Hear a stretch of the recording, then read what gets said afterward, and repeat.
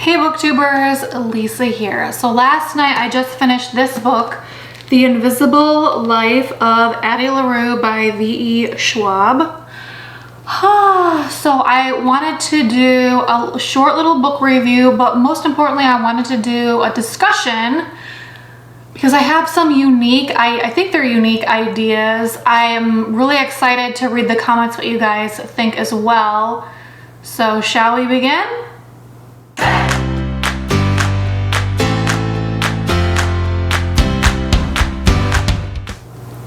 Just to give us a little bit of structure, I am going to do a brief book review which is going to be spoiler free, and then when I go into the spoilers, I'll give a warning in case spoilers are something that you're sensitive to.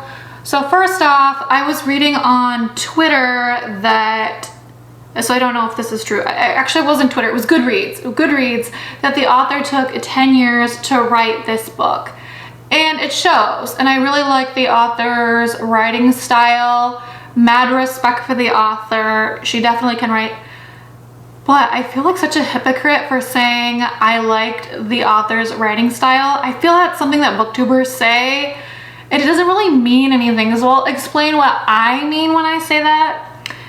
Recently, I read a thriller. It wasn't very good, by the way. And the writing style was horrible and undeveloped.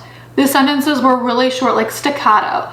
Then she ran, then she blushed, then he did this. And it was really awkward, out of place. You could tell that the writing hadn't been developed. When you read this book, it's almost lyrical. The author has a variety of different sentence structures that really work for the book. So I think the writing style was really good, and I do have, the author definitely has her writing chops. Definitely appreciate that piece of the book. The writing itself, the prompt or the premise of the book is very interesting. If I was interested in writing a book, if somebody gave this to me as a writing prompt, I'd be really excited. So in the early 1700s, we meet a 23-year-old woman named Addie LaRue, who was about to be married to a man named Roger. She is not interested in belonging to anyone, so she calls or prays to this dark figure in the night named Luke, who answers her, and they make this deal that she doesn't have to belong to anybody, and he will have her soul when she doesn't want it anymore. However, there's this catch. The catch is she can't say her name, and people will not remember her when they leave her sight, or when she's out of sight, they can't remember her anymore. So it's a really cool premise. The opportunities are almost boundless. So it was exciting to see where the author was going to take the book. I will say I got the book and then I got the audiobook, and I was listening to the audiobook. It was the first audiobook I returned. It was because of the narrator. The narrator was the same narrator as Educated. If you listen to if you're big into audiobooks, and Educated, she was like Education Educated was an autobiography. So you're listening to the person saying, this is my life, and that was the narrator for that book. So when I listened to this and the characters are completely different, I couldn't get into it. It was the first audiobook I've ever returned because of the narrator. So I don't know, I couldn't get past it. I don't know if that was anybody else's experience, but it was the first time I ever returned an audiobook for the narrator. But now I'm gonna go into the spoiler warning. So turn off if you don't like it. 3, 2, 1. So I do have lots of thoughts on this character, or on this book. Some of it good, some of it not so good. The premise, well, you can live forever, but there were things that the author could have gone into that she just didn't.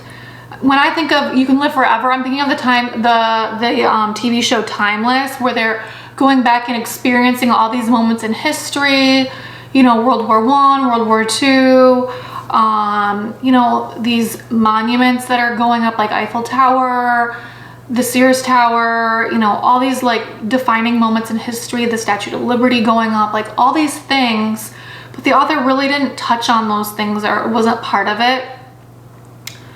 And I didn't feel like that emotion with Addie, like, you know, maybe she could have had a child, or what were these, she spent 300 years and she didn't have these really, you know, strong relationships with anybody.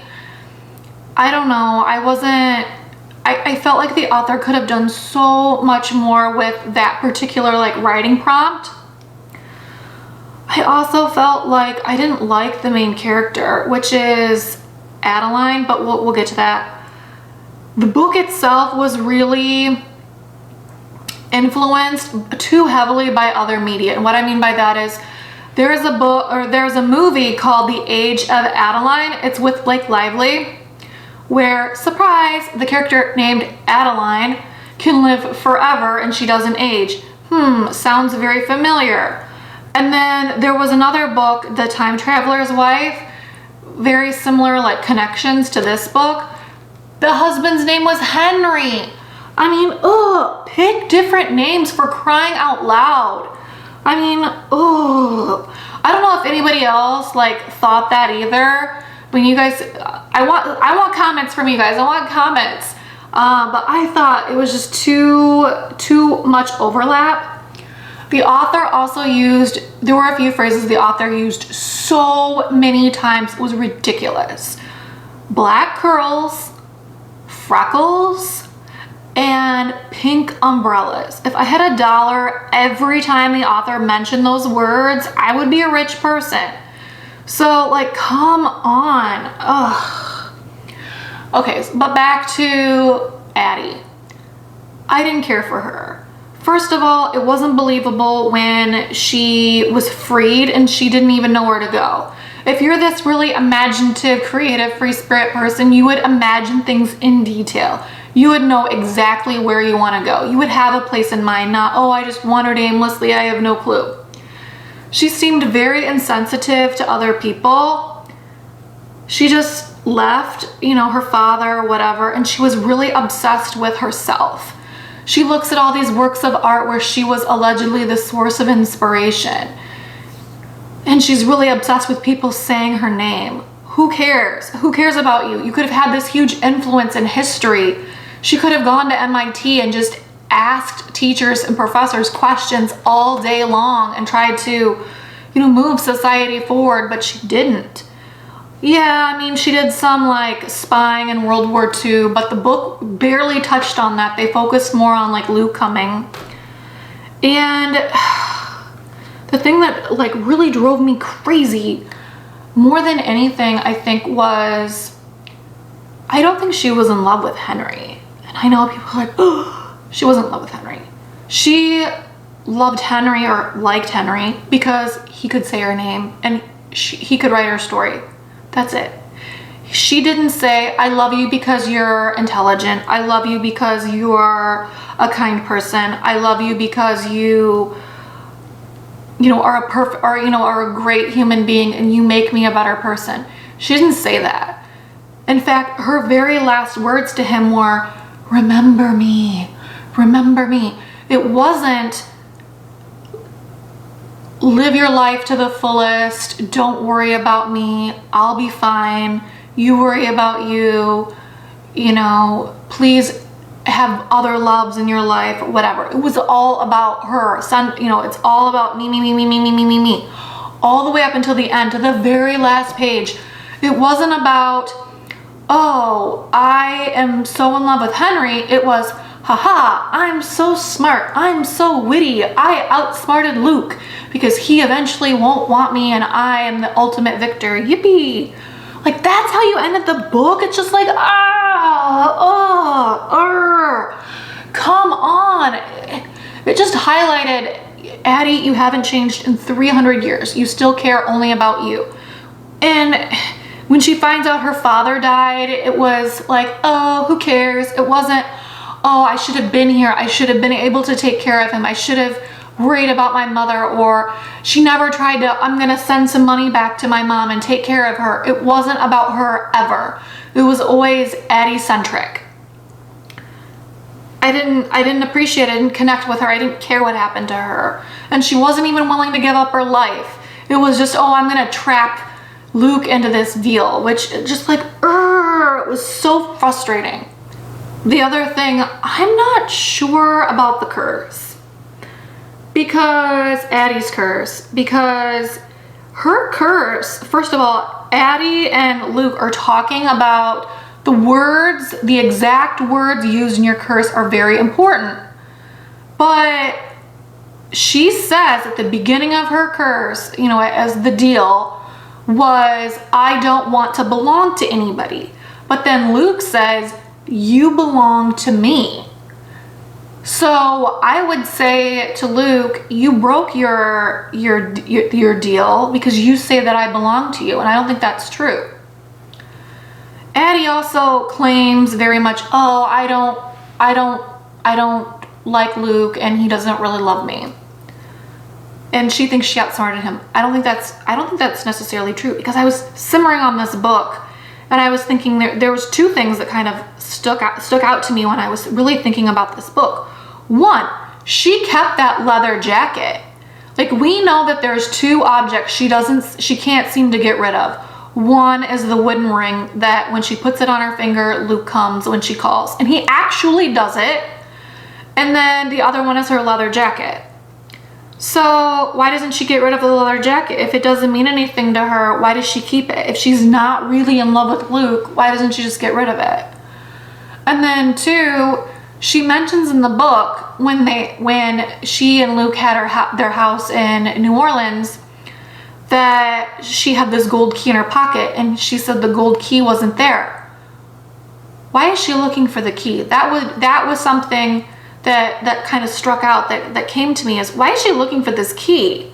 Is she looking to go back and say, oh, well, I changed my mind, I regret this, I want to go back and I want to actually be with Luke? Because there was this huge intervening period between that and then when she lands in New York and finds Henry. So I'm like, for all the, you know, I don't love him, I don't miss him, I don't whatever, it's like, I don't know how true that is. And Addie thinks she's outsmart Luke, but I don't necessarily think that's true. Because when she says, oh, I think he'll tire of me, it's been 300 years. And he's still, every time you call, he shows up. And he's not necessarily regular, but he does frequently visit her over 300 years. He has bailed her out of quite a few prickly situations. So I'm not sure about the ending. Overall, I would give this book a 3.5 star rating. It wasn't boring, but I thought some of the ideas in here weren't as original as they should have been. I also think the author could have done a better job amplifying the writing prompt. I think it could have been more interesting. I think the character wasn't as relatable as what I would have wanted to see. I didn't feel those emotions. I didn't feel that connection with the character.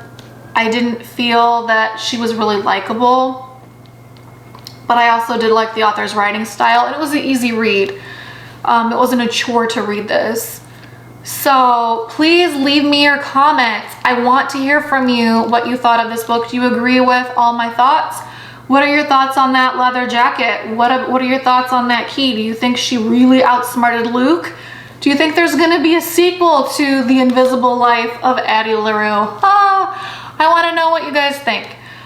If you enjoy all things books, make sure you're subscribed to my channel. That is the biggest compliment you can pay me. I'm Lisa of Troy. Peace.